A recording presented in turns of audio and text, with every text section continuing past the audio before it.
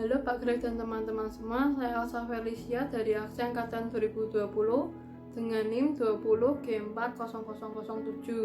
Hari ini saya akan mempresentasikan tentang silogisme. Pengertian silogisme. Silogisme adalah proses menggabungkan 3 proposisi, 2 menjadi dasar, penyimpulan, dan 1 lagi menjadi kesimpulan. Proposisi yang mendukung silogisme disebut juga dengan premis, dan kemudian dapat dibedakan menjadi 2, yaitu premis mayor, yaitu premis yang termnya menjadi predikat, dan premis minor yang premisnya menjadi subjek. Yang menghubungkan di antara kedua premis tersebut adalah term penengah atau middle term. Macam-macam silogisme ada 2. Yang pertama ada silogisme kategoris, yang artinya premis-premis dan kesimpulannya berupa keputusan kategoris.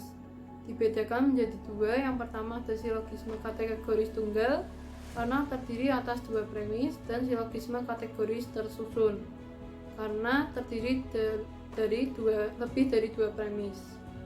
Yang kedua ada silogisme hipotesis. Silogisme ini terdiri dari atas 1 premis atau lebih yang berupa keputusan hipotesis. Dibedakan menjadi 3, yaitu silogisme hipotesis kondisional yang ditandai dengan ungkapan-ungkapan sebab akibat.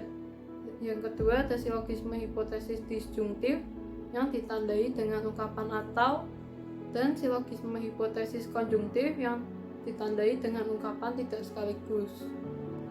Yang selanjutnya ada silogisme kategoris tunggal. Silogisme ini terdiri atas 3 term, yakni subjek, predikat, dan term antara. Contohnya yaitu setiap manusia atau term antara, dapat mati yang sebagai predikat, si fulan atau sebagai subjek adalah manusia yang berfungsi sebagai term antara, jadi si fulan sebagai subjek dapat mati, yaitu sebagai predikat. Hukum silogisme kategoris. Yang pertama, silogisme tidak boleh mengandung lebih atau kurang dari 3 term. Term antara tidak boleh terdapat dalam kesimpulan.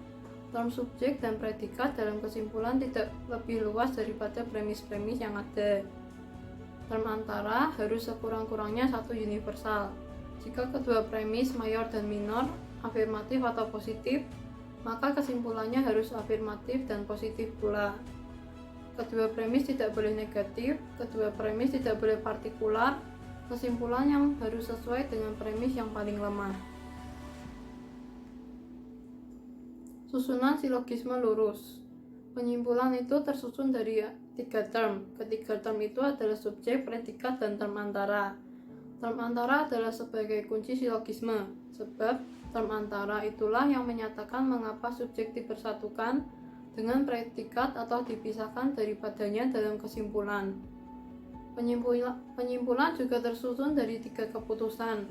Ketiga keputusan itu adalah premis mayor, premis minor, dan kesimpulan. Akhirnya ketiga keputusan ini dapat dibedakan menurut bentuk dan luasnya. Pembedaan ini dapat menghasilkan keputusan A, keputusan E, keputusan I, dan keputusan O. Susunan silogisme lurus ada 4. Yang term pertama merupakan susunan yang paling sempurna dan tepat untuk suatu eksposisi yang positif. Syarat-syaratnya ialah premis minor harus afirmatif dan premis mayor harus universal. Kombinasi-kombinasi yang mungkin ialah AAA, EAE, dan EIO. Contoh dari AAA yaitu semua manusia dapat mati, semua orang Indonesia adalah manusia, jadi semua orang Indonesia dapat mati. Term yang kedua tepat untuk menyusun sanggahan. Susunan ini juga dapat dijabarkan menjadi susunan yang pertama. Syarat-syaratnya adalah sebuah premis harus negatif, premis mayor harus universal. Kombinasi-kombinasi yang mungkin ialah AEA, AEE, EIO, dan AOO. Contoh dari EAE adalah tidak ada kucing yang mempunyai sayap. Semua burung mempunyai sayap, jadi tidak ada burung yang adalah kucing. Term yang ketiga yaitu syarat-syaratnya adalah premis minor harus afirmatif dan kesimpulannya partikular.